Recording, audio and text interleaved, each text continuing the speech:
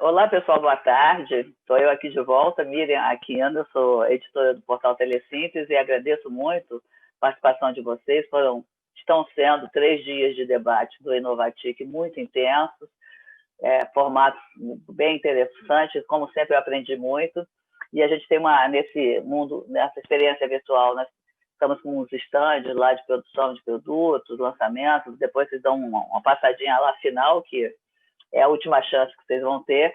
E antes da gente trazer essa mesa, eu queria falar que nós já estamos com o nosso evento definido para o ano que vem. A gente vai fazer 10 e 11 de junho, e eu, um pouquinho mais otimista, já marquei presencial, acho que junho vai ser possível com a vacina toda no Brasil inteiro, então a gente marcou um evento presencial para Recife, tomara que a gente consiga se ver lá presencialmente e retomar, aí fazer uma avaliação até desse início de debate que a gente está fazendo agora no final do ano, né? Acho que mais 6 meses a gente consegue ter uma avaliação melhor de tudo que avançou. Agradeço muito a vocês. Eu vou trazer aqui para essa nossa mesa, que é a mesa sobre a Lei Geral de Proteção de Dados Pessoais, de que forma que ela tem um reflexo nos provedores de internet, né? São 13 mil empresas, na maioria pequenas empresas, algumas 5 já virando muito grande, mas a maioria ainda é muito pequena, e tem muitas dúvidas sobre como é que essa lei afeta efetivamente esses provedores, né? Então, eu vou trazer aqui para nos ajudar ao debate o Jorge Bittar. Ele é um atuante pensador sobre essa área, foi deputado federal responsável por algumas das leis mais importantes sobre esse setor da democratização do conteúdo e tal. Bem-vindo, Bittar. Hoje eu coloquei você como diretor da Fundação Perseu Brando. Espero que esteja certo, que a gente nem consegue se conversar. Está aqui também a Marina Pinta, ela é coordenadora executiva do coletivo Intervozes. O Intervozes é hoje uma das instituições da sociedade civil mais atuantes em relação à defesa e ao pensar dos impactos da internet sobre a sociedade, sobre nós pessoalmente. Então está aqui Marina, muito obrigada. Estamos aqui com o Gustavo Artesi, ele é sócio da Viseu Advogados, ele é um estudioso nessa questão da LGPD e vem aqui contribuir muito para a gente também. E o Carlos Henrique Azevedo é o advogado da Abrint. A Abrint é uma das entidades mais atuantes do ponto de vista do pensamento que precisa ser regulatório até para ajudar os ISPs. Obrigado, Carlos. Eu já passo a palavra para o Bittar e vou ficar aqui escondidinha, deixando vocês conversarem à vontade, tá bom? Muito obrigada, gente. Uma versão. Bittar, não esquecerem o microfone, que eu sempre esqueço. Boa tarde, Miriam. Boa tarde, Marina Pita. Boa tarde, Gustavo Artesi. E boa tarde, Carlos Azevedo. Eu quero, em primeiro lugar, agradecer o convite que me foi feito para participar dessa importante, inadiável reflexão sobre a Lei Geral de Proteção de Dados, que começou a vigir recentemente, algo extremamente importante para a vida dos cidadãos, para a economia do país, para a nossa democracia, sem sombra de dúvida, né? Efetivamente.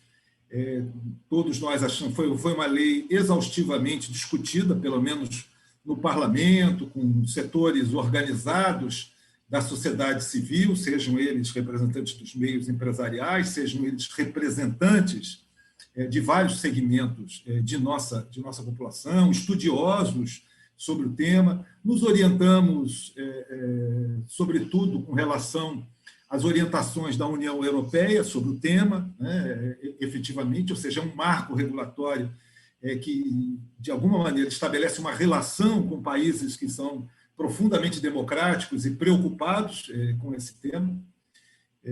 Os dados pessoais são uma espécie do ouro do século XXI. Não é isso?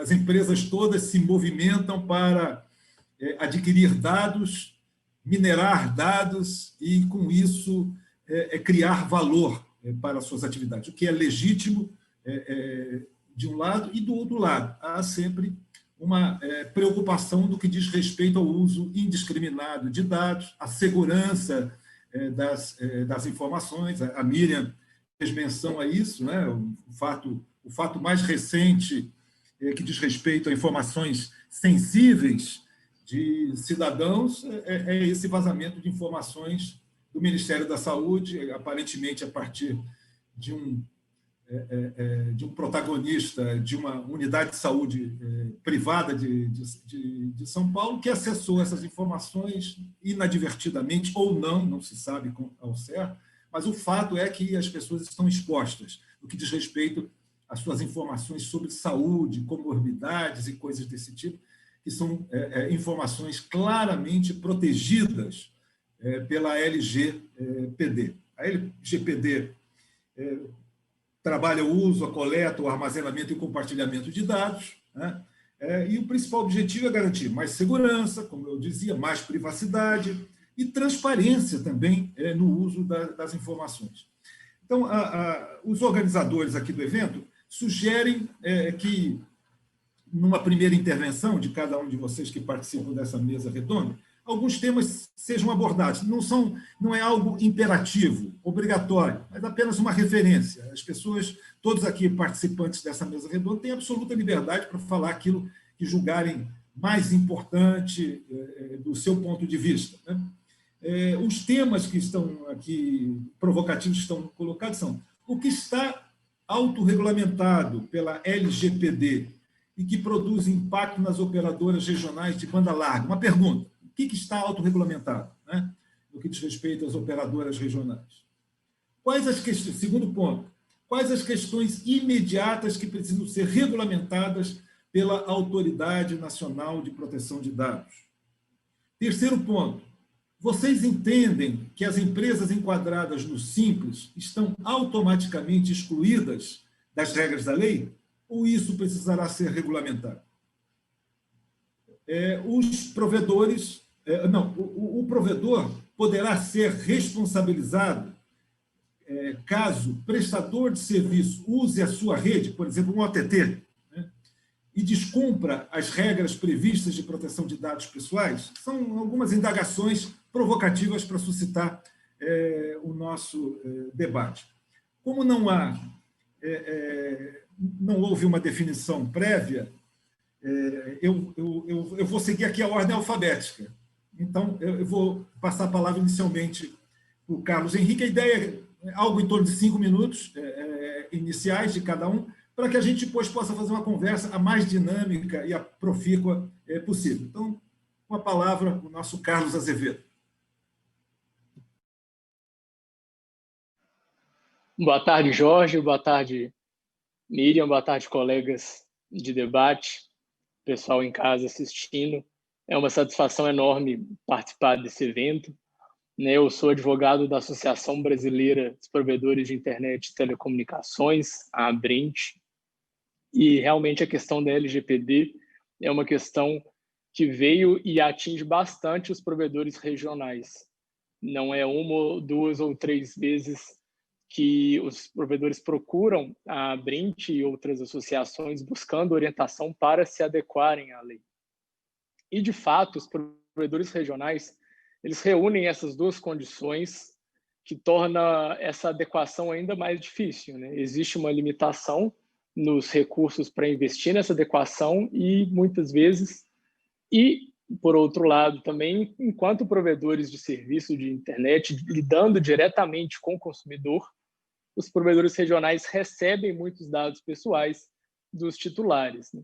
Então, ainda que os titulares, enquanto consumidores, já tinham, de alguma maneira, uma proteção, seja pelo Código de Defesa do Consumidor, seja como usuários, do ponto de vista do Marco Civil da Internet, a LGPD ainda assim traz muitas obrigações e muitos desafios para os provedores regionais, né?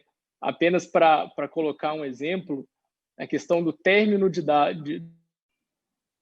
Obrigado, Carlos. Passo a palavra agora, então, ao Gustavo Artese. Obrigado, Jorge. Obrigado pela apresentação. Parabéns pelo seu trabalho histórico aí na área de telecom.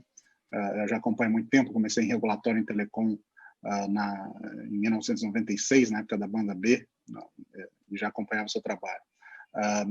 O prazer estar com Carlos Azevedo, da Brint, Marina Pita, da Coletiva Intervozes, que é realmente destaque na sociedade civil em relação à questão da internet e da proteção de dados efetivamente, né, evidentemente. E eu acho que eu sempre costumo falar de LGPD na questão principiológica, né? Eu já aprendi a meio que falar rápido, né? Basicamente, a LGPD é uma lei que tem muito de lei ambiental, né? O Jorge estava mencionando que dados são o novo ouro, né?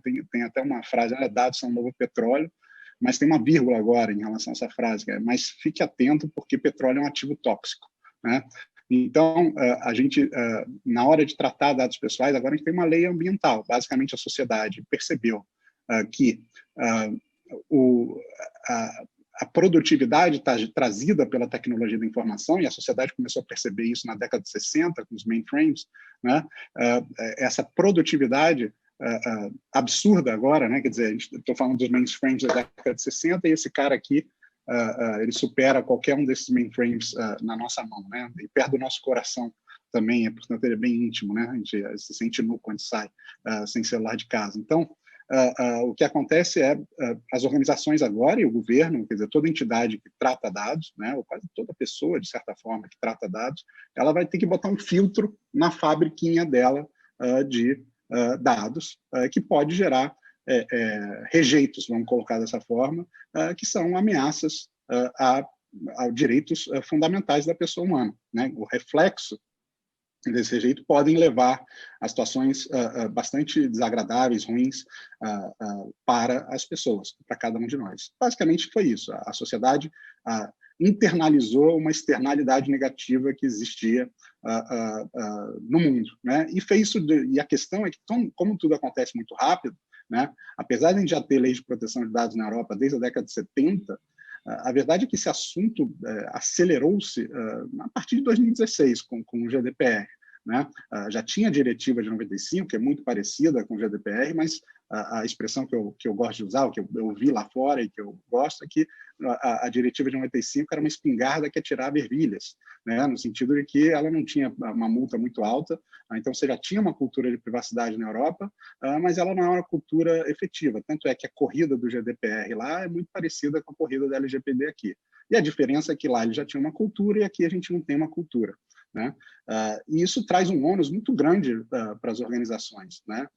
E a necessidade de preparação para isso, por mais que a gente tenha tido os 2 anos de preparação, né?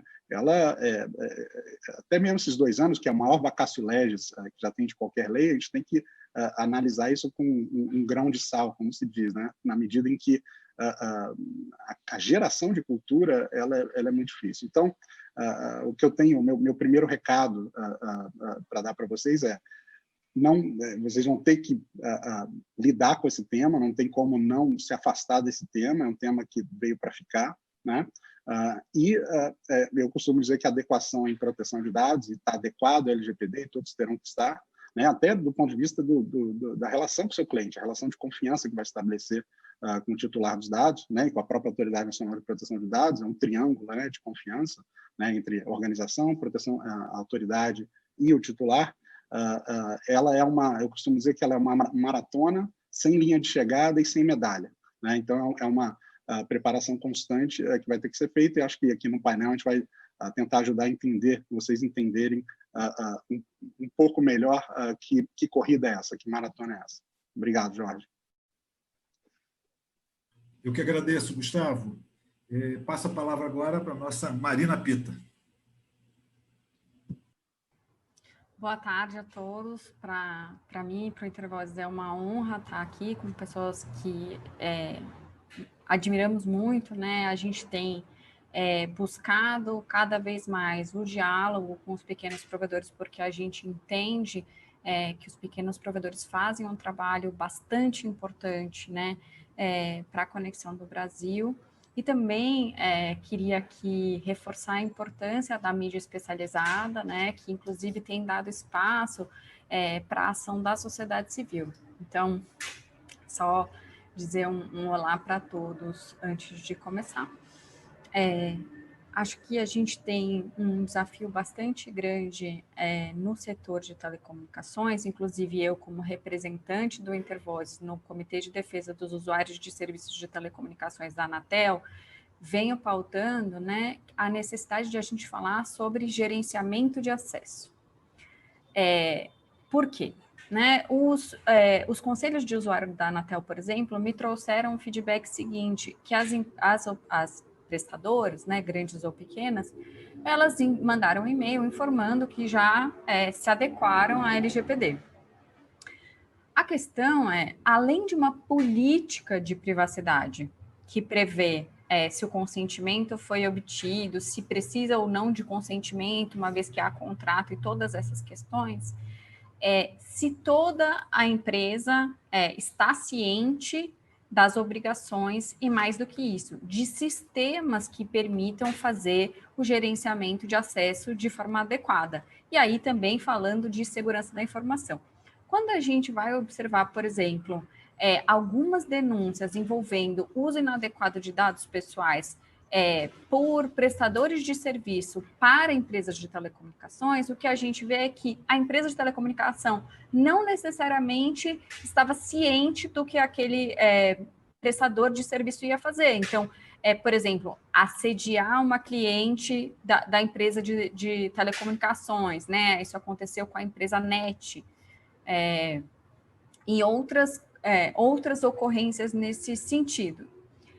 A gente vê, por exemplo, conversando com algumas empresas, ONGs, por exemplo, né, que não são do campo da comunicação e que usavam bancos de dados e compravam bancos de dados para fazer publicidade, falam, assim, relatam que os bancos de dados vinham de empresas de telecomunicações, né, com endereço, telefone, nome completo e CPF. Então, por exemplo, é possível exportar uma base de dados, né? É possível o prestador de serviço para a empresa, seja um empregado, seja um terceirizado, ele ter acesso a quaisquer dados dos usuários? Acho que essas são perguntas centrais, né? Então, além do investimento que o pequeno provedor ele tem que fazer no sentido de definir uma política de proteção de dados e de privacidade que seja condizente, né, com a norma legal, também preciso fazer um investimento, talvez, também em sistemas e em gestão de acesso. No Intervoz, nós discutimos, por exemplo, que o vazamento que ocorreu no Ministério da Saúde, ele está mais relacionado a um problema de segurança da informação, porque não foi requerido um acesso, uma dupla chave de acesso para acessar o banco de dados, era apenas a senha. E aí a senha vazou e simplesmente era possível acessar um banco de dados com informações sensíveis. Então, isso a gente está falando de segurança da informação, né? Mas as penas que podem ser impostas à empresa vão ser as penas previstas na LGPD. E aí, acho importante dizer que dados são petróleo, né? A gente costuma dizer, e aí eu gosto bastante de fazer, lembrar, né, que da mesma forma, quando se derrama petróleo, é muito difícil você reverter o dano. Também quando há um vazamento, né, de dados, é muito difícil reverter a situação com o desenvolvimento tecnológico que nós temos. Então, é sempre possível fazer cópias, é sempre possível subir de novo aquela informação online, né? Então, bancos de dados que vão sendo objeto de upload a todo momento. Então, a prevenção, de fato, tem que ser a palavra da vez. E isso, como disse, vai significar um investimento para além, digamos, da área jurídica, né? Quem vai implementar isso no dia a dia, quem vai discutir isso com os funcionários, quem vai garantir que a política de privacidade e proteção de dados ela é conhecida pelos funcionários, e acho que, então, tem um processo educativo interno a ser feito que é bastante relevante. Eu não sei, aí já fica uma pergunta minha para a Brint, né? Se não seria possível, inclusive, compartilhar recursos para garantir que os pequenos provedores tivessem, né, acesso a sistemas que garantissem a proteção de dados, né, fazendo assinaturas coletivas, né, de sistemas de gerenciamento de acesso, por exemplo. E se vocês já praticam algum tipo de compartilhamento de soluções nesse sentido. Acho que gostaria de deixar por aqui as minhas contribuições iniciais e fico à disposição para a gente continuar essa conversa. Então, Marina, boa tarde. Agradeço demais pela oportunidade. De fato, a Brint também enxerga a questão por esse ponto de vista, né? Para além da adequação cultural no dia a dia das empresas, a aplicação da LGPD depende mesmo de sistemas de dados que estão prontos para fazer a garantia da segurança desses dados, né? E é claro, isso vai muito além dos meios digitais. Se a gente pega o artigo 1º da LGPD, ele é muito claro, né? A lei tratará sobre o tratamento de dados, inclusive nos meios digitais. Olha que interessante. A gente fica muito focado só nos meios digitais, mas também há o tratamento de dados em meio físico. Mas, enfim, a Brint possui, sim, sensibilidade desse ponto de vista, e a gente, nas nossas iniciativas, a gente atenta, sim, os provedores para a necessidade de rever também os seus sistemas, né? Claro, a gente entende que não existe ferramenta perfeita para todos, nem mesmo para todos de um só setor, como o setor dos provedores. Mas há necessidade, sim, de se reavaliar se a sua ferramenta hoje ela está adequada à LGPD ou não, ou se há necessidade de, sim, adquirir um licenciamento de um outro software ou de implementar um mecanismo de verificação dupla, como você disse, porque isso tudo realmente é absolutamente necessário para a adequada implementação da LGPD. A Brint, nessa semana, por exemplo, disponibilizou 20 novos modelos de contrato já adequados, com cláusulas adequadas à LGPD. Isso resolve 100% o problema? Nem sempre. Muitas vezes passa, como você disse, por uma reflexão dos provedores de como isso se dá dentro do sistema, né? Como é que é a alteração de um dado de um titular feito por um operador? Esse operador, o funcionário que está na ponta da cadeia, ele consegue acessar todo o ecossistema de dados do provedor? Isso é uma vulnerabilidade? É possível que daí ocorra um incidente? Tudo isso está, sim, no horizonte dos provedores.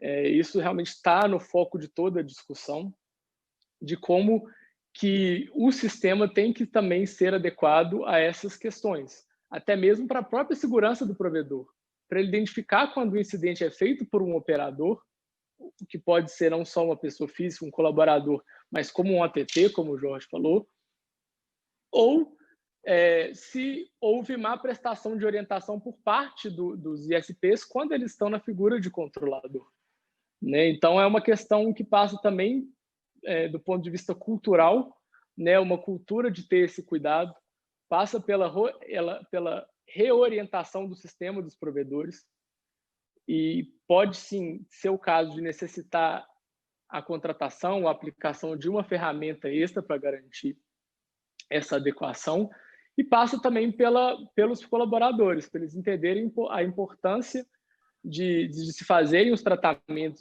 diariamente, de fazer o término corretamente, a exclusão de dados corretamente, de verificar que houve o consentimento do titular para fazer uma determinada alteração, principalmente quando esses dados estão ligados à prestação de um serviço, né? Que no caso a gente está discutindo aqui o serviço de prestação de conexão à internet. Bom, meus amigos, a palavra vai ficar livre. Eu apenas vou procurar equilibrar para que todos tenham oportunidade de falar. O Carlos pôde falar. Enfim, aqueles que desejarem falar, ou levanta a mão aqui para que eu possa ver, ou pode se inscrever através do chat também, para que a gente dê dinamismo. Eu já vi que o Gustavo deseja fazer uso da palavra. Vai lá, Gustavo.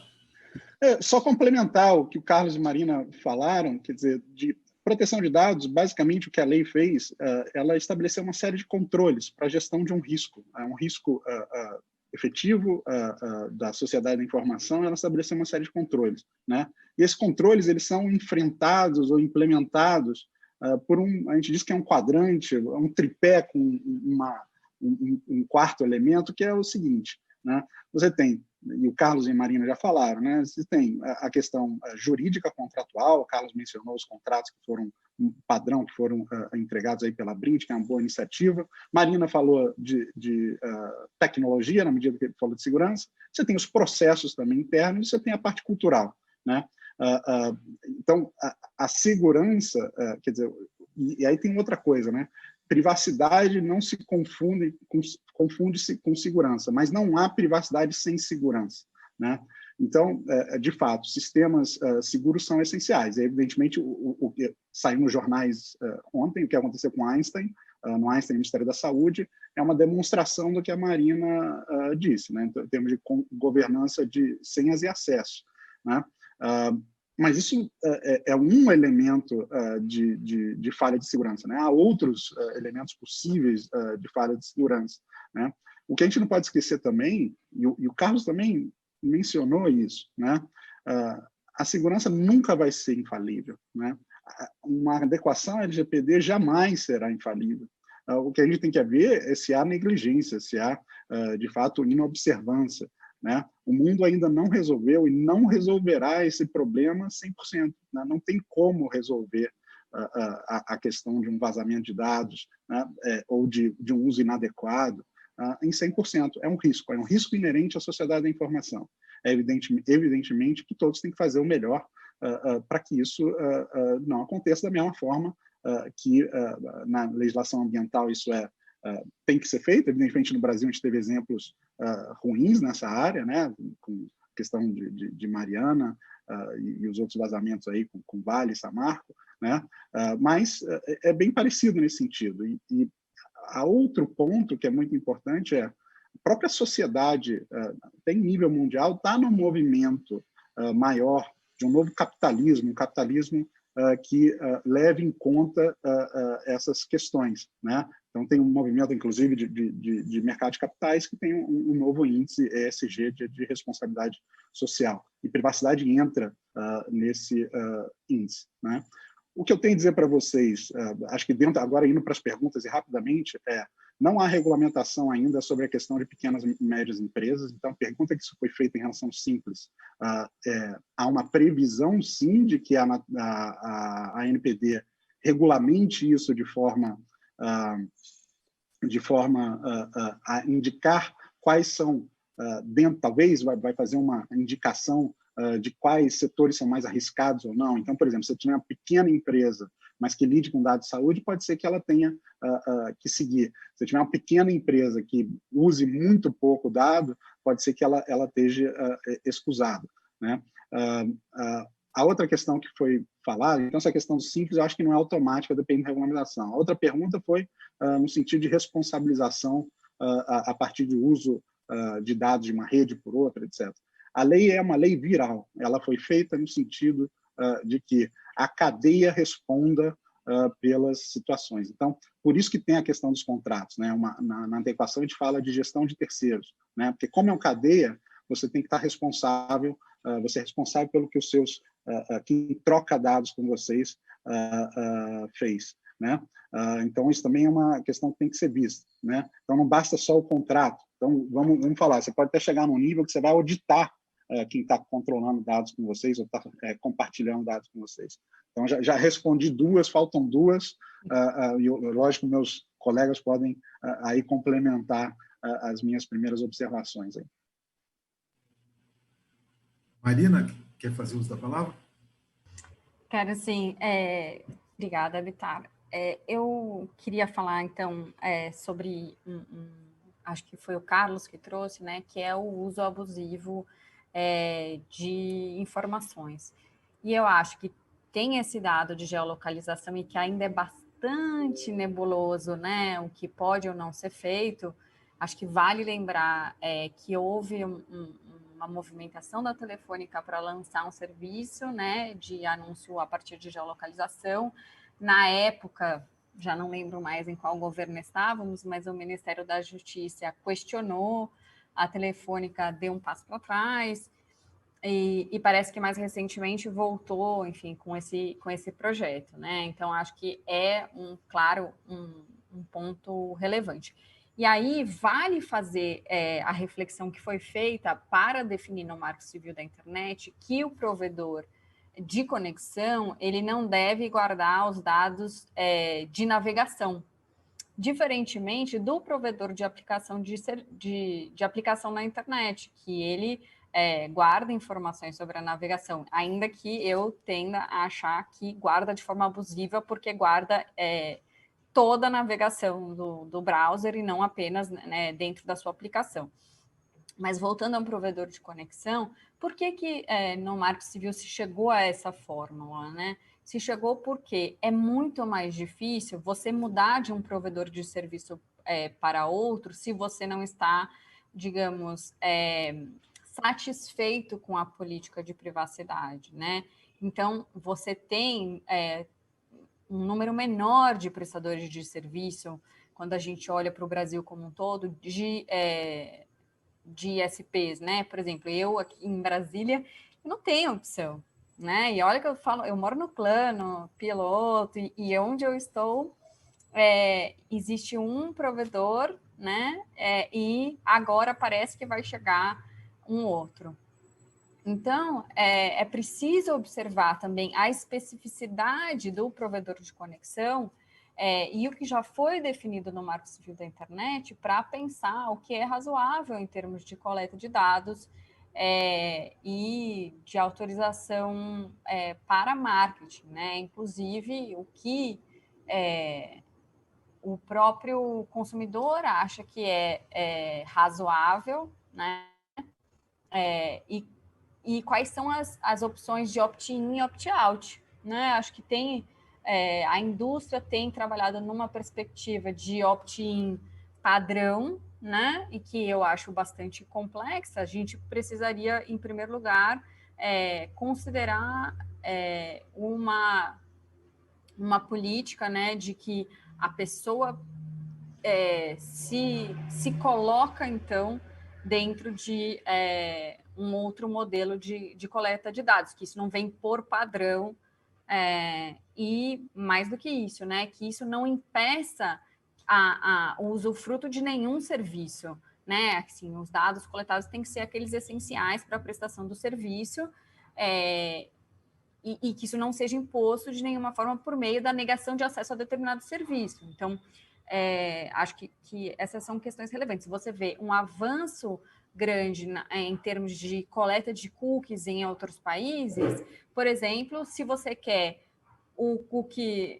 aceitar os cookies básicos, se você quer aceitar os cookies para marketing, se você quer aceitar os cookies que vão ser compartilhados com outras empresas de terceiros. Então, acho que observar também essa possibilidade de você criar camadas, né, de autorização de acesso a informações pessoais é bastante importante, porque dá maior capacidade para o consumidor. Uma última coisa em relação a essas ofertas, né, de geolocalização, o Intercept, se não me engano, fez uma reportagem que vale a pena ler, né, que relata a possibilidade de identificação de quem eram as pessoas que estavam recebendo o anúncio. E, assim, digamos que foi com pouquíssima apuração, com uma busca em redes sociais, uma coisinha ou outra ali, foi possível reidentificar as pessoas. Então, é muito a gente dizer que dados, né, são anônimos, eles são anônimos até você querer encontrar, né? E acho que cada vez mais está comprovado o desafio de você anonimizar bancos de dados. Eu acho que isso é uma coisa bastante relevante e como garantir que a anonimização de dados ela vai ser feita num nível em que a reidentificação só seja possível com um investimento robusto, digamos assim, né? Eu vou fazer uma provocação para vocês, porque eu imagino que entre aqueles que estão nos acompanhando aqui, existem, sobretudo, colaboradores das empresas prestadoras de serviços, eventualmente pessoal da área de TI também, e acho todos curiosos para saber, digamos, o que fazer daqui por diante. E eu gostaria que vocês trabalhassem em 2 eixos. O que fazer em cada empresa, levando em consideração os aspectos jurídicos, os aspectos de segurança, os processos internos, a cultura ambiental dos colaboradores da empresa e tal, que 2 ou 3 passos deveriam ser dados pelas empresas no sentido de que elas se preparem efetivamente, de maneira robusta, para enfrentar esse desafio ambiental novo criado pela LGPD. E, do outro lado, e a ANPD? Que 2 ou 3 questões urgentes deveriam ser tratadas inicialmente pela ANPD, levando em consideração, de um lado, as empresas, de outro lado, os direitos dos cidadãos e das cidadãs também. Gostaria que vocês abordassem esse tema para que os nossos acompanhantes aqui deste debate possam, de alguma maneira, se situar nesse contexto absolutamente novo criado pela LGPD. Porque, como já se disse, a Europa implantou a sua legislação, a sua diretiva, a partir de toda uma cultura desenvolvida ao longo de certos anos. Aqui no Brasil não há essa cultura. Os próprios cidadãos desconhecem seus direitos, efetivamente, né? Recebem contratos que precisam ser lidos, mas que não são lidos, são apenas clicados, como a gente diz, etc. E tal, e isso pode, eventualmente, ferir determinados direitos dos cidadãos. Eu gostaria que vocês abordassem esse tema, seja do ponto de vista das empresas, seja do ponto de vista da ANPD e dos cidadãos. É isso. Quem se habilita primeiro? O Carlos. O Carlos pediu um pouquinho antes, depois o Gustavo. Claro. Uau, que interessante, Jorge. Muito interessante esse exercício proposto. Do ponto de vista do prestador de serviço, eu acho que o primeiro passo pode parecer um pouco simplista, mas eu vou desenvolver. É conhecer a lei, conhecer a LGPD. Por quê? A gente não pode ficar com a impressão de que a LGPD é um termo específico que acompanha o contrato, ou que a LGPD é uma cláusula específica que existe nos contratos. A LGPD não é, digamos, um adaptador de tomada. Os provedores devem conhecer a lei para fazer um exercício de reflexão. A gente até brinca na Brint que, às vezes, é um exercício quase que de terapia. Os provedores pararem e pensarem, bem, quais são os serviços que eu presto? Eu presto serviço de conexão à internet, presto outros serviços. Ok? Quais são os dados que são necessários à prestação desse serviço? Quais dados são dispensáveis e eu estou coletando a mais e, por isso, estou gerando um risco em caso de vazamento? A partir desse exercício, a gente consegue, para lembrar, né, sempre falando sobre o aspecto principiológico, identificar qual que são as finalidades que estão buscando ser atendidas pelo controlador enquanto provedor de internet, enquanto controlador, se há realmente a adequação entre os dados e tratamentos que são feitos e a prestação daquele serviço, ou seja, eu estou coibindo ali se a minha coleta, os meus tratamentos estão talhados às minhas finalidades, como eu faço o tratamento desses dados e como eu faço o descarte desses dados. É essencial os provedores pensarem isso neste momento. Então, esse ajuste de finalidades, de tratamentos, é uma reflexão importante, é um momento que a empresa tem que parar um pouquinho, pensar sobre seus influxos de dados, não só para o consumidor, mas em relação aos seus operadores e outros dados pessoais que ela colete. Esse é um exercício. E o segundo que eu convido realmente é pensar do ponto de vista do consumidor, né? Pensar sobre a ótica, digamos, da RGC. A gente sabe que a RGC ela não é totalmente aplicada para os prestadores abaixo de 5 mil acessos, né, o artigo 105 da resolução, mas esse ponto de contato com o consumidor é muito importante. Né? A gente está falando aqui sobre geolocalização, já a RGC estabelece que não pode haver discriminação entre os consumidores na oferta e prestação do serviço. Não pode haver discriminação. Essa questão é repisada na LGPD. Então, passado o momento pessoal da empresa, de pensar nos seus influxos de dados pessoais, é importante que ela também pense do ponto de vista do consumidor, como estão essa relação de dados pessoais ligados ao consumidor, se há uso em marketing por essas empresas, uso abusivo ou não consentido de dados pessoais.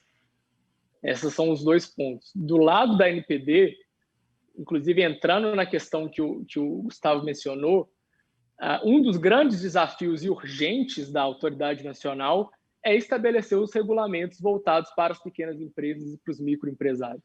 Isso é uma tarefa que a lei colocou para o Conselho Diretor, né, artigo 55J, enfim, que é uma tarefa que deve ser enfrentada imediatamente pela autoridade nacional. Porque, no caso dos provedores regionais, por exemplo, são prestadores que recebem muita informação, ou seja, tem o desafio, mas não tem tanto a possibilidade de entrar em ferramentas complexas, de adotar ferramentas e soluções complexas. Então, esses prestadores, né, dentro do Simples, por exemplo, eles não estão isentos de aplicar a LGPD, mas eles têm que ter uma regulamentação, um edital, uma carga regulatória compatível com a complexidade desse serviço e compatível com as especificidades do setor. Então, esse é um grande desafio urgente que eu acho que a NPD tem que enfrentar nesse momento. E eu passo a palavra para os colegas. Ótimo. Carlos, obrigado. Gustavo, para suas considerações. Evidentemente que a questão regulatória, vou começar para a NPD e depois eu vou para os provedores, né, para as empresas. Primeiro, a NPD tem que educar, né? Tem que haver um trabalho de conscientização, né? A cultura vai ter que ser formada. A gente está fazendo um detox de dados, né? A gente está aprendendo, a gente está de dieta, né? Então a gente, né, o mundo está de dieta nesse sentido, para se organizar, porque não devia chamar lei de proteção de dados, devia chamar lei de gestão de dados, né? Essa seria o nome adequado para a lei, né? Dentro da gestão existe também a questão da proteção, né? Mas então a questão de educação é fundamental, né? A questão de regulamentação é fundamental. A lei é uma lei. O Carlos fez o convite para o pessoal ler a lei. Isso é porque o Carlos é um especialista, né? Porque se o pessoal for ler a lei com o nível de regulamentação que a gente tem, vai ficar todo mundo de cabelo em pé, né? Porque a gente não tem regulamentação, né? Então a gente usa padrões internacionais, etc. Então os altamente especializados conhecem efetivamente o que tem que ser feito, né?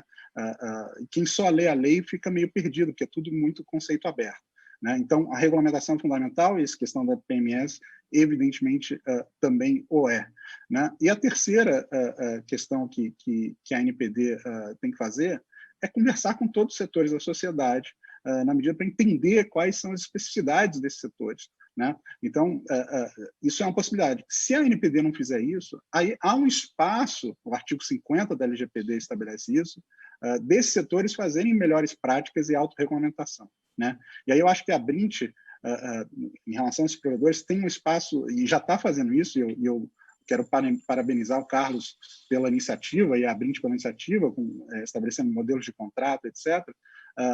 É ela que vai, principalmente em relação a esses provedores regionais e menores, conseguir concentrar as informações e estabelecer e definir o que esse conjunto de empresas pode fazer de igual, né? Porque é isso, se é um filtro, a gente tem que fazer um filtro único para esses provedores, e é um filtro econômico, que todo mundo... A própria Marina, que é da sociedade civil, está defendendo os direitos dos titulares, diz: vocês não podem fazer uma ferramenta em conjunto, né? Vocês também podem usar em conjunto, né? Vocês podem fazer um trabalho de segurança da informação em conjunto. Isso tudo é possível. Eu, por exemplo, estou num projeto com uma grande seguradora, que a gente vai fazer o compliance para pequenas e médias empresas dentro são 500 mil possíveis empresas no Brasil todo, né? Então, a gente vai fazer o compliance a partir de um incremento no valor do seu seguro corporativo, né? E fazer isso em volume para pequenas e médias. A gente sabe que é um compliance um pouco menos agressivo ou necessário nisso. Mas enquanto a gente não tiver regra, também vai ser difícil dar segurança jurídica, né? A gente está num momento de muita insegurança jurídica pela falta de regulamentação. E, rapidamente, eu acho que o Carlos falou das iniciativas práticas do que se deve ser feito. Eu acho que a organização para fazer trabalhos em conjunto é fundamental, né? E aí você faz um mapeamento que é muito parecido, que é uma das exigências da lei, você mapear os dados que você tem, né? E você faz sistemas de acesso para direitos titulares conjuntos, você faz sistemas até de portabilidade de dados entre prestadoras, vê a questão, por exemplo, a Marina citou e o Carlos falou de geolocalização, estabelece uma regra única para isso, para todos os provedores, né? Então, eu acho que estabelecer um padrão único é o que os provedores deveriam tentar fazer hoje. Tentar cada um fazer o seu, eu acho que não vale a pena. Você vai até gerar uma confusão, né? E vai gastar recursos, vai ser ineficiente. Então, eu recomendaria que vocês ficassem de olho no artigo 50, que permite que um setor passe para a Agência Nacional de Proteção de Dados, a Autoridade Nacional de Proteção de Dados, melhores práticas, e essas melhores práticas são chanceladas pela autoridade. Então, a autoridade carimba que aquelas melhores práticas são adequadas, e aí você tem algo que é um padrão para aquele setor e com um nível de segurança para aquele setor. E com eficiência, porque vocês podem até se organizar para comprar equipamentos juntos, né? Então, eu iria nessa linha. Eu era para dar 3 recados, né? Eu dou só esse: se organizem, porque vale a pena. Vocês vão ter eficiência, ganho de eficiência, vocês vão respeitar a lei melhor, vocês vão fazer parceria com a Autoridade Nacional de Proteção de Dados, que é o que todo mundo quer. Marina, queremos te ouvir. Eu queria falar também sobre a NPD, dizer que agora é uma responsabilidade de todos, né, que a NPD comece a trabalhar, e tem um ponto, acho que bastante relevante, que é a composição do Conselho, né, de Proteção de Dados. O que a gente viu é que o Conselho, assim, haverá uma grande ingerência do governo, né, na definição de quem vai compor o conselho, né, diferentemente de outros espaços de participação multissetorial, em que cada setor pode se organizar para eleger, ou que, enfim, não há ingerência do governo em quem vai participar do conselho, né? Assim, acho que um exemplo importante: no Comitê Gestor da Internet, você tem um processo eleitoral em que a sociedade civil vota, né, nos seus representantes. Então, acho que é bastante interessante. Acho que essa é uma das nossas principais preocupações nesse momento, porque a gente sabe que o Conselho também vai ser bastante importante. Em relação a... Eu queria, enfim, rapidamente falar não só sobre o enquadramento das pequenas empresas, que eu tenho um entendimento muito parecido com o Gustavo, se não me engano, que se uma empresa for intensa no tratamento de dados, essa empresa ela vai ter regras mais severas, né? Claro, e aí do nível de sensibilidade da informação. E o tipo de informação que está disponível nos bancos de dados das empresas de telecomunicações não é uma quantidade trivial, né? Esses dias um amigo meu sofreu um golpe porque a pessoa tinha todas as informações sobre ele, né? E sabia que a esposa tinha feito uma ida ao hospital para fazer um curativo, e com aqueles dados todos, a pessoa mandou um boleto falando que havia uma dívida e que essa dívida tinha que ser paga. Então, a pessoa pagou. Quanto mais informações você tem sobre uma pessoa, mais fácil, né, você aplicar um golpe. Então, acho que as empresas de telecomunicações não fazem parte desse nicho, né, de pequenas empresas cujo tratamento de dados não é uma coisa significativa. Acho que pelo contrário. Tem um outro ponto que nos preocupa bastante na lei, que é a exceção para empresas inovadoras. Acho que o texto ficou com o texto final, né, ele ficou bastante genérico sobre quem se enquadraria, né, nessa classificação, e acho que é importante a gente não criar desigualdades, né, em empresas que podem oferecer os mesmos serviços, e aí se ela se autodeclara inovadora ou não, porque faz uma operação ou outra, né, então acho que é alguma coisa para a gente ficar atento também. No mais, acho que a gente tá assim, a sociedade civil também, né, nesse processo de diálogo com os conselhos de usuários, a gente está pensando num processo de formação, inclusive para que os conselhos de usuários possam fazer o diálogo sobre gestão de acesso, sobre segurança da informação com as grandes, né, provedoras de serviço, e acho que a gente pode, a partir daí, também estimular uma reflexão, uma cultura, né, que se espraie para além das grandes provedoras que têm os conselhos de usuários. E agradecer mais uma vez a participação. Nós estamos chegando no final, mas ainda temos 10 minutinhos, 10 a 15 minutinhos aqui para poder. Eu ainda concederia mais 5 minutos para cada um de vocês, para que possam fazer suas considerações finais. Eu gostaria que vocês fizessem uma certa avaliação. Como é que vocês viram a elaboração e o resultado final desta lei? Ela, de fato, atende às necessidades de nossas empresas, necessidades da sociedade brasileira no estágio atual? Ou ela já nasce com necessidade de adequações ou regulamentações que precisem informações que urgentemente precisam estar estabelecidas, né, efetivamente? Eu gostaria que vocês fizessem considerações finais, abordando também esse tema, se a lei vai pegar, se ela veio para ficar, se ela precisa já de atualizações ou não, efetivamente. Quem se habilita? Eu começo, pode ser. Vai lá. Uau, é muito interessante essa provocação, Jorge. Eu entendo que a lei tem bastante mérito de trazer para o Brasil esse desafio da gestão de dados. É claro que não só no Brasil, mas no mundo inteiro, isso vem um pouco atrasado, no sentido de que já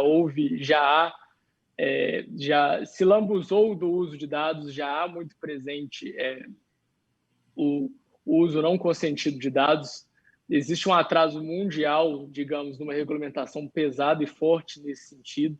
Acredito que o Brasil topou um desafio muito grande trazendo essa questão. É claro, isso foi um processo tortuoso. A gente começou discutindo a questão do score para o cadastro positivo, passou pelo Ministério da Justiça, e acredito que a lei como está, ela ainda, como o Gustavo colocou, ela ainda está no estágio bastante principiológico e ainda realmente precisa, sim, de ser melhor elaborada. Né? Isso é um desafio que cabe à Autoridade Nacional de Proteção de Dados. Eu acredito que, da maneira como está na lei, é um órgão que possui, sim, algum grau de independência interessante, né?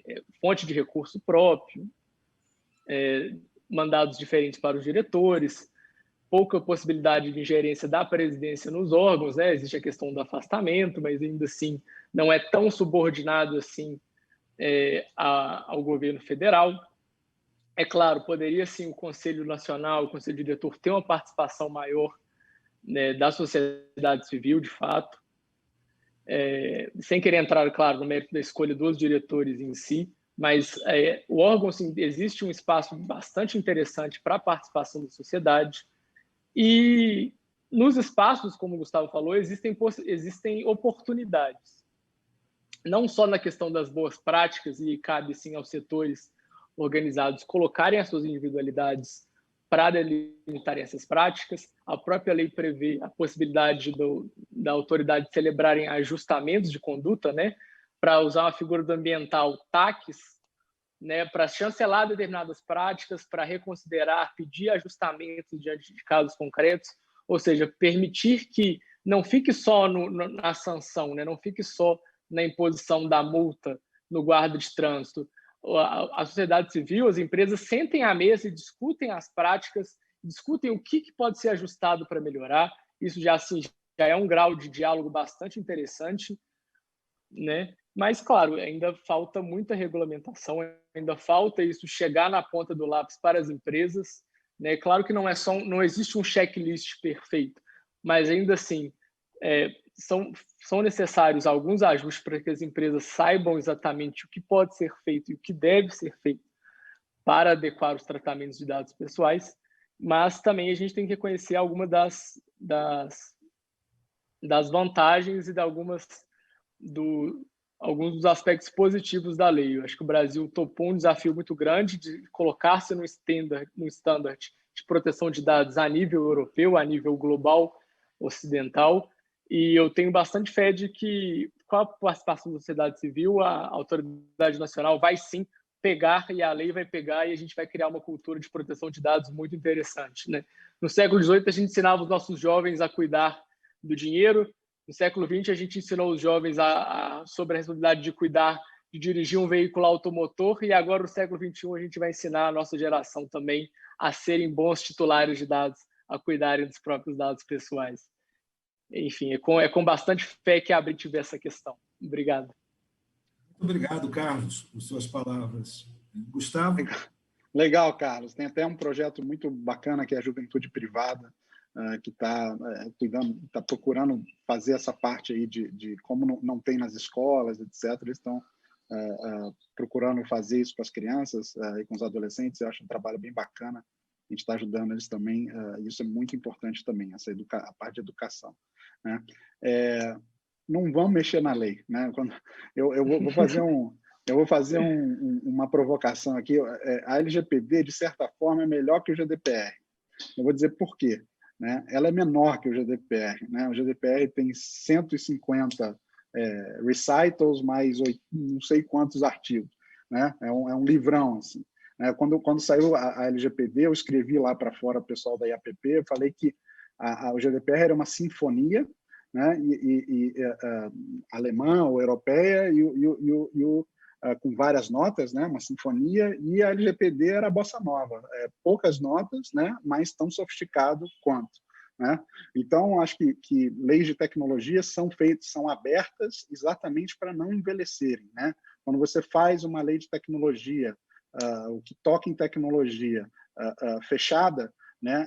Os americanos têm a expressão que ela envelhece antes da tinta secar, né? Então, a LGPD tende a ser uma lei perene, evidentemente que mudanças podem ser necessárias, mas elas devem ser impulsionadas pela ANPD.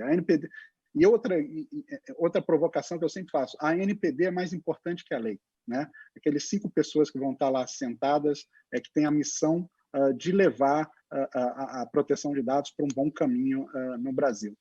E falando de bom caminho, né, de futuro, né, e política legislativa, ou política regulatória, ou boas práticas regulatórias, né, a coisa que tem que ser resolvida em proteção de dados é a que começou com proteção de dados, que é o consentimento, né? O Bittar fez a provocação aí dos termos que a gente não assina, que a gente só clica, né? E a verdade é que ninguém lê, né? E o Bittar mencionou isso também.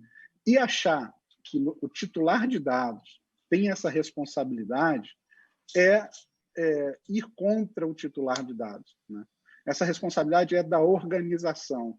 A gente não deve, no longo prazo, achar que o consentimento é efetivo e que ele é um poder ao titular, ele é um ônus ao titular, né? Nós temos o ônus de todo dia dar o eu aceito, sabendo que a gente não leu nada, né? E é uma fadiga que a gente chama, a fadiga do consentimento. Então, o consentimento foi fundamental nas décadas de 70, 80, quando começou o princípio da autodeterminação informativa, quando a gente sabia o que a gente estava fazendo em relação aos dados. A gente ia no banco, com aquela época, com a caneta Bic, um barbante, né? E fazia um cadastro. A gente sabia o que ia acontecer com esse dado. Hoje, a própria organização, às vezes, nem ela sabe o que ela vai fazer, porque ela está com coisas tão inventivas, etc. O que ela tem que fazer, e aí é o artigo 50 de novo, a gente fala em responsabilidade demonstrável. Ela tem que se mostrar responsável pelo que ela faz, né? Um princípio de responsabilidade, e tirar esse ônus do titular, né? Quem sabe o que está sendo feito com os dados é a organização. Quem controla esses dados é a organização. Cabe à organização cuidar disso bem e não pedir tanta licença, porque a licença não está dando mais certo. O consentimento, que é a licença, não está dando mais certo. Então, a tendência é que a gente passe para o legítimo interesse e o legítimo interesse impulsione uma responsabilidade muito alta das organizações. Ótimo, Gustavo. Muito obrigado também. Acrescentou informações importantes e lúcidas. Marina, para suas considerações. Legal. Eu acho que a gente perdeu, né, na aprovação, na verdade, na sanção com alguns vetos, um dispositivo importante, que é a previsão de revisão humana de decisão tomada automaticamente, né? Acho que é algo que vai ser revisto, porque diversos pesquisadores apontam, né, que esse direito seria constitucional. Então, acho que é algo para a gente ficar atento. Acho que também precisamos ver os desdobramentos da interpretação em relação à responsabilidade civil, né? Se é uma responsabilidade civil do tipo objetiva ou do tipo subjetiva, se vai se seguir a linha do Código de Defesa do Consumidor ou não. Acho que é algo para a gente observar e entender qual foi a intenção, né? Acho que já há divergências entre juristas nesse sentido, então vale a pena acompanhar. E acho que essa questão da revisão humana, né? Acho que ela pode ser bastante relevante quando a gente está falando de operadoras de serviços de telecomunicações, porque algumas adotam sistemas automatizados para definir crédito, né? Digamos, para definir se um cliente pode ser um cliente pós-pago, por exemplo, né? E eu, pessoalmente, já enfrentei dificuldades em conseguir ser cliente de uma operadora. Então, por fim, desistir, né? Porque não fazia o menor sentido aquilo de eu ficar tentando ser cliente de uma operadora, mas em municípios em que você tem uma oferta restrita, isso pode ser algo de garantia de conectividade de determinado cidadão. Tá? Acho que é uma questão bastante relevante. Eu tendo a achar que o sentido da LGPD é o titular no controle. Então, ainda que eu considere que concorde absolutamente com o Gustavo que o consentimento ele é frágil, quem deve estar no controle de como seus dados vão ser usados é o titular, né? Acho que a autodeterminação informativa ela está expressa na lei. Nesse sentido, a gente precisa ter informação, e muita informação. Como eu disse, né, você estar, por exemplo, seus dados estarem sendo usados, não para a prestação de um serviço que você contratou, mas sendo repassados para terceiros, para fins de marketing, e o usuário não saber, isso não faz parte nem da expectativa do titular dos dados. Então, acho que é importante a gente observar um equilíbrio, né, entre a legítima expectativa, né, e os usos, então, que os controladores eles vão fazer, porque a inovação ela pode ser feita, claro, mas cabe informar e dar o direito do titular de não ter o seu dado tratado de uma forma que vai além de sua expectativa na contratação daquele serviço, no contrato que ele fez, no que ele paga. Então, ele pode decidir que se ele vai usar meus dados para fazer marketing, então eu não quero mais pagar pelo serviço, eu quero serviço de graça.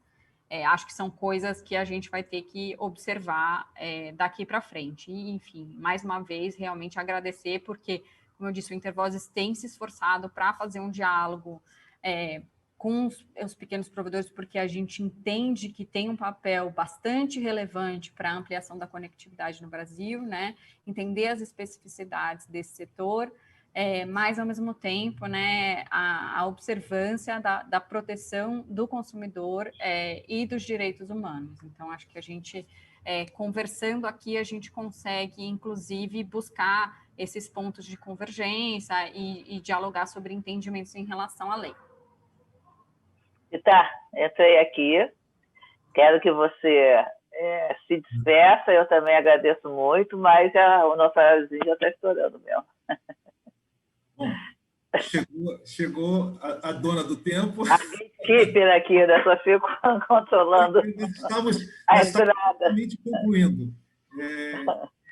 Eu acredito que, apesar de uma certa exiguidade de tempo, pudemos fazer uma reflexão coletiva, trocando informações, opiniões, muito úteis para aqueles que nos acompanharam nesse diálogo que aqui realizamos. E acho que semeamos aí mais um pouco para que a gente possa colher uma cultura mais consistente no que diz respeito à gestão e à proteção dos dados dos cidadãos no futuro. Vamos entrar no ano de 2021 com a certeza de que teremos muito o que fazer, seja do ponto de vista do cumprimento da lei, seja do ponto de vista da regulamentação, do preparo das empresas e, sobretudo, da conscientização dos cidadãos e das cidadãs. Acho que a mesa cumpriu o seu papel. Devolvo, então, a palavra. Agradeço a todos e a todas, Carlos, Gustavo, Marina, e devolvo a palavra à nossa querida Miriam Aquino. Olha, gente, quanto mais eu ouço esse tema, mais eu me assusto com as coisas que eu pessoalmente não sei. E confesso que eu não li toda a lei até hoje, com o detalhe que eu devia que ler. Eu só lia onde eu precisava fazer matéria, onde eu precisava decidir coisas para a editora, né? Nós somos uma pequena empresa, mas lidamos com dados. Então, tive que aprender um pouquinho, mas falta muito ainda para eu conhecer com a profundidade. Acho que há temas aqui super importantes, acho que merece debate maior. Acho que a minha sensação é que o educacional, como traduzir isso para o mundo real, né? O mundo da gente que está matando um leão por dia para sobreviver, precisa ser um aprendizado assim, que a gente consiga se envolver sem ter muito medo de que, ai meu Deus, ou vem custo ou vem trabalho, né? Então a gente precisa entender a importância do que é dessa legislação. E tem uma coisa só para você, um pouco coisa da cultura, né? Enfim, eu tenho clientes, ou seja, patrocinadores de dois, do mundo americano, do mundo europeu, e o americano chega, me manda o mail, eu falo, não mando mail, não tem mais negócio de me manda mail, porque não precisa, a lei não deixa, entendeu? Assim, ainda é uma cultura muito diferenciada, que o europeu, por exemplo, já nem pede isso, porque sabe que estaria pedindo alguma coisa ilegal, né? Mas, assim, eu acho que é um esforço muito grande. Eu até já convido vocês, eu vou ter o Inovatic presencial em junho. Acho que esse debate já com a agência, acho que a agência precisa demonstrar a que veio, né? Já começar a fazer, eu sei que também está desestruturado e tal, mas enfim, estão lá, já foram indicados, agora tem que pegar o touro à unha e trabalhar, né? Gente, muito obrigada a vocês, a gente retoma aí com mais debates, tá? Tchau para vocês, eu ainda tenho que dar 2 avisozinhos, mas vocês não precisam assistir não, que agora é o finalzinho, tá? Obrigada, um abraço, gente. Tchau, tchau. Tchau, tchau. Deixa eu só chamar agora, a gente está quase acabando, eu quero agradecer a todos por esses 3 curtos dias, porque todo mundo reclamou que foi muito pouco tempo para tanta coisa que a gente inventou, Mas eu queria agradecer muito a audiência, agradecer vocês, todos que nos assistiram, falar que nós vamos estar em junho presencialmente. E quero agradecer também, vou dar uma listinha aqui dos nossos patrocinadores e apoiadores, que com eles ficou muito mais fácil a gente produzir isso tudo. Então, foram do Patrocínio Classic, a Algar Telecom, a Connectway, a Claro, a Huawei, a Paramount+, Paramount Plus e a Telecom. Do Patrocínio Contente foram Brisanet, Nick BR, Oi, Hora Telecom, Padtec e Turner. Do Business foram a Acitec, a Fibracem e a Intejato. E tivemos o apoio também da UAU, e o apoio institucional da Abranet, Abramulti, Abeprest, a Brint, a Prove Brasil, Câmara Enet, a Associação Neo e Telcomp. Muito legal a gente ter a participação de tanta gente, tantas empresas importantes, e agradeço muito a presença de vocês. Só para quem gostar de tecnologia de 5 verticais, banco, energia, governo, saúde e entretenimento, nós, o Telesíntese e outros 4 portais nossos de notícias, nos reunimos para fazer um evento grande nesse setor. Agora de 7 a 11 de dezembro ainda, meu Deus, mas nós vamos estar lá cheio de novidades nessas 5 verticais. Denise, por favor, muito obrigada a vocês, até a próxima. Agora a Denise vai dar as promoções relâmpagos aí desse dia. Um abraço para vocês. Tchau, Denise. Tchau, tchau.